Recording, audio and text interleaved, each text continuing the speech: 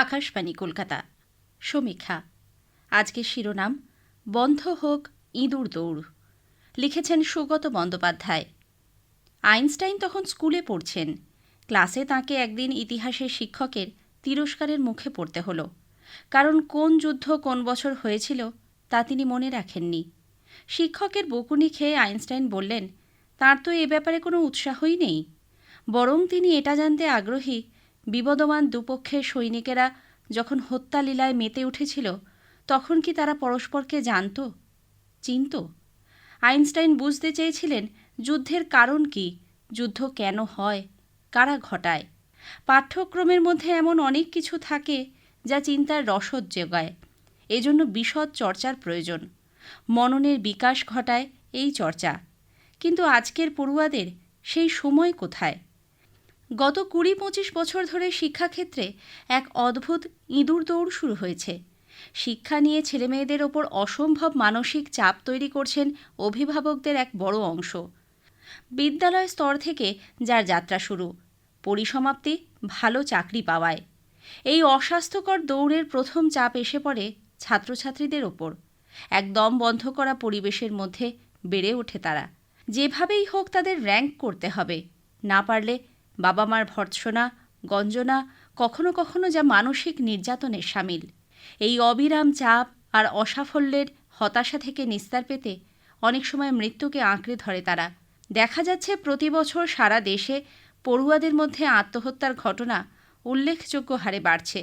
National crime records bureau এনসিআরবির পরিসংখ্যানের ভিত্তিতে IC3 অর্থাৎ আন্তর্জাতিক কেরিয়ার ও কলেজ কাউন্সেলিং এবং এক্সপো 2024-এর বার্ষিক সভায় পেশ করা এক রিপোর্টে তুলে ধরা হয়েছে এই তথ্য। রিপোর্টটির নাম দেওয়া হয়েছে student suicides and epidemic sweeping India. Bangla তর্জমা করলে দাঁড়ায়, পড়ুয়া আত্মহত্যা, ভারতকে গ্রাস করছে যে মহামারী। রিপোর্টে বলা হয়েছে সারা দেশেই আত্মহত্যার ঘটনা বাড়ছে বার্ষিক 2% হারে। কিন্তু পড়ুয়াদের মধ্যে এই বৃদ্ধির হার 4%। অন্তত থানায় দায়ের হওয়া FIR এই তথ্যই দিচ্ছে। 2021 ও 22 সালে পড়ুয়াদের আত্মহত্যার ঘটনা বিশ্লেষণ করে সমীক্ষকরা দেখেছেন ছাত্রদের মধ্যে এই সময়ে আত্মহত্যার হার কমেছে 6%, আর ছাত্রীদের মধ্যে বেড়েছে 7%। যদিও 2022 সালে পড়ুয়া আত্মঘাতীদের 53%ই ছাত্র। সারা দেশে গত এক দশকে 24 বছর বা তার কম বয়সী জনসংখ্যা কমেছে 10 লক্ষ। পড়ুয়াদের মধ্যে আত্মহত্যার ঘটনা 6,654 থেকে বেড়ে হয়েছে 13,044। মহারাষ্ট্র, তামিলনাড়ু এবং মধ্যপ্রদেশকে পড়ুয়াদের মধ্যে আত্মহত্যাপ্রবণ রাজ্য হিসেবে চিহ্নিত করা হয়েছে। এই তালিকায় রাজস্থান রয়েছে 10ম স্থানে। সেখানকার কোচিং হাব কোটায় সবচেয়ে বেশি পড়ুয়া আত্মহত্যার ঘটনা ঘটেছে। এই শহরেই রয়েছে সর্বভারতীয় পরীক্ষাগুলির প্রস্তুতির জন্য বহু নামিদামি বেসরকারি কোচিং সেন্টার।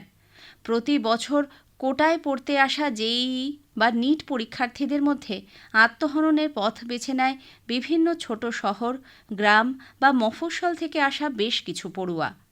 2023-এ সংখ্যাটা ছিল 26। গত বছর একগুচ্ছ নীতি নির্দেশিকা জারি করে জেলা প্রশাসন। সেই সব গাইডলাইন্স কার্যকর করতে মান্য কার্যবিধিও দেয়া হয়েছে কোচিং সেন্টারগুলিকে। কিন্তু পড়ুয়াদের মৃত্যু মিছিল থামানো যায়নি। মাত্র 16-17 বছর বয়সী ছেলেমেয়েদের ওপর পড়াশোনার বিপুল চাপ যাতে তাদের মানসিক স্থিতি নষ্ট না করে তা দেখতে মনোবিদদের সাহায্যের বন্দোবস্তও আছে। তবে সমীক্ষা বলছে গত বছর কাউন্সেলিংয়ের জন্য মনোবিদের সাহায্য নিয়েছে মাত্র 3% পড়ুয়া। পড়ুয়াদের মধ্যে আত্মহননের প্রবণতা উদ্বিগ্ন করেছে বিশেষজ্ঞদের। তারা বলছেন ছাত্রছাত্রীদের ফোকাস অবশ্যই হওয়া উচিত দক্ষতা বাড়ানো, কিন্তু তা করতে গিয়ে প্রতিযোগিতার গোলকধাঁধায় দিশাহারা হয়ে পড়ছে তারা, যা নিরর্থক করে তুলেছে জীবনকে। শিক্ষা মানে তো শুধু ডাক্তারি, ইঞ্জিনিয়ারিং বা ম্যানেজমেন্টের নামী প্রতিষ্ঠানে জায়গা পাওয়া নয়। শিক্ষা তো বোধ, মননের বিকাশের চাবিকাঠি। পৃথিবীকে যা দেখতে, জানতে, বুঝতে শেখায়। ভাবতে হবে অভিভাবক ও শিক্ষকদের।